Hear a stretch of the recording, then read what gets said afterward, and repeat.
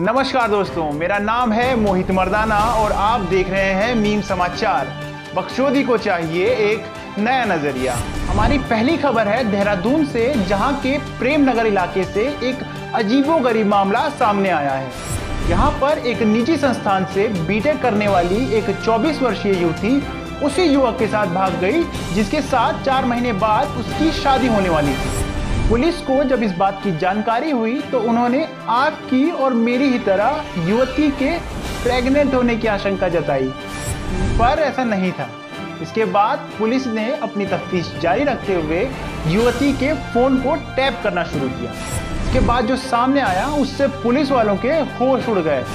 बताया जा रहा है कि लड़की के भाग कर शादी करने के बाद भी लड़की के माता पिता उससे नियमित रूप से फोन पर बात करते रहते थे। यहाँ तक कि लड़की के पिता उससे बात करते हुए दामाद जी कहाँ हैं, दामाद जी कैसे हैं जैसे प्रश्न पूछते थे। इसके बाद पुलिस को शक हुआ, क्योंकि हमारे यहाँ भाग कर शादी करने वाली लड़की से उसके पिता कैसे बात कर सकते हैं, क्योंकि हमारे देश में तो ऐसा करने वालों का ऑनर किलिंग के नाम पर अपनी ही बेटी का कत्ल कर दिया जाता है। इसके बाद पुलिस वालों ने लड़की के घर वालों से पूछताछ शुरू की। पहले तो वे किसी भी जानकारी से इनकार कर रहे थे, लेकिन एक रापट खाने के बाद युवती के पिता ने सब कुछ उगल दिया। लड़की के बाप ने ही 4 महीने पहले अपनी बेटी को उस लड़के के साथ भाग कर शादी करने को बोला। दरअसल लड़की का बाप बहुत कंजूस था और वो नहीं चाहता था कि शादी में उसका एक भी रुपए खर्च हो। बताया जा रहा है कि ये वही शख्स है जो रिश्तेदारों की शादियों में मुंह फुलाकर फूफा जी और मौसा जी का किरदार निभाकर हर चीज में कमी निकालता है और हर शादी में कलेश करता है। इसके बाद पुलिस का समय बर्बाद करने के आरोप में उस पर 7.5 लाख रुपए का जुर्माना लगाया गया और साथ ही पुलिस वालों ने उससे उसकी बेटी के नाम की 3 लाख रुपए की FD भी करवाई। अगली खबर, अंबाला से छुटमलपुर के रास्ते पूजा के लिए देहरादून के डाट काली मंदिर लाए जाएंगे 5 राफेल विमान।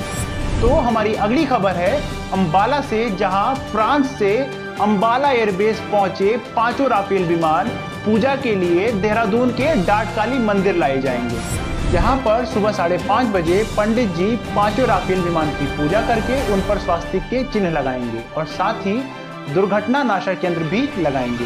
इसके बाद ही पायलट उन्हें छुटमलपुर के रास्ते उड़ाकर वापस अंबाला एयरबेस लेकर जाएंगे।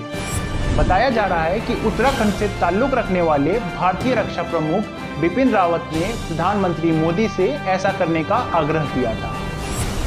वहीं इस हफ्ते YouTube पर सड़क 2 के ट्रेलर ने मोस्ट डिसलाइक्ड वीडियो के सारे रिकॉर्ड्स तोड़ दिए। बताया जा रहा है कि YouTube पर ट्रेलर लॉन्च की जानकारी मिलते ही 2 दिन पहले से ही वीडियो डिसलाइक करने के लिए रजिस्ट्रेशन शुरू कर दिए गए थे और देखते ही देखते 1 घंटे में ही 15 लाख लोगों ने वीडियो डिसलाइक करने के लिए अपना रजिस्ट्रेशन करवाया। इतना रजिस्ट्रेशन तो 1 महीने में SSC और रेलवे के एग्जाम्स में नहीं होता है।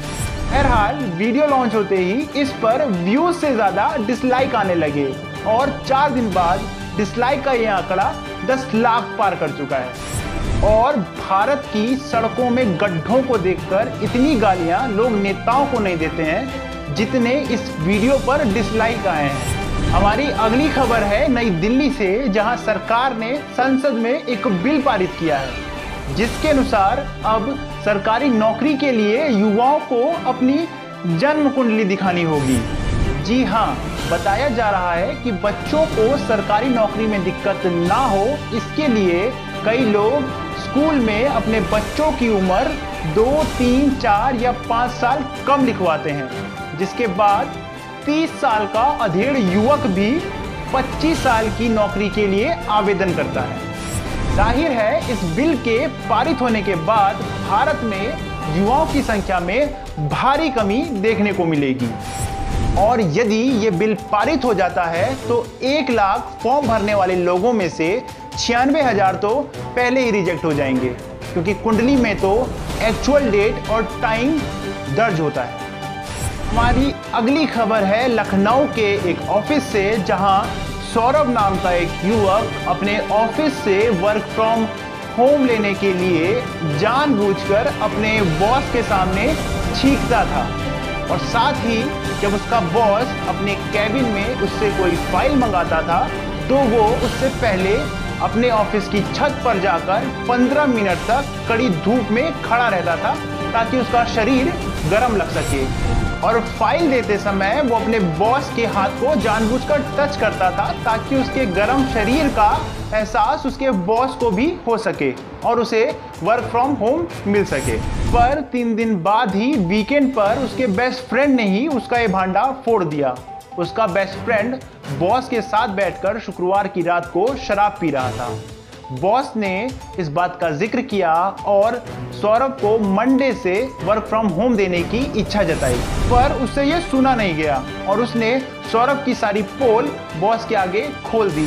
उसने बॉस को बताया कि सौरभ की पिछले महीने ही पहली बार कोई गर्लफ्रेंड बनी है और छुट्टियों में दिन रात वो उसी से बात करता रहता है। क्योंकि सौरभ की ये पहली गर्लफ्रेंड है तो वो उसे खोना नहीं चाहता, इसलिए वो उससे हर दिन बात करते रहना चाहता है और इसीलिए वो ये कोरोना के लक्षण बताकर ये सब ड्रामे कर रहा है। इसके बाद सौरभ के बॉस ने अगले दिन ही उसे कंपनी से निकालने के लिए मेल किया और उससे ये भी कहा कि अब दिन भर अपनी गर्लफ्रेंड से बात करो ना।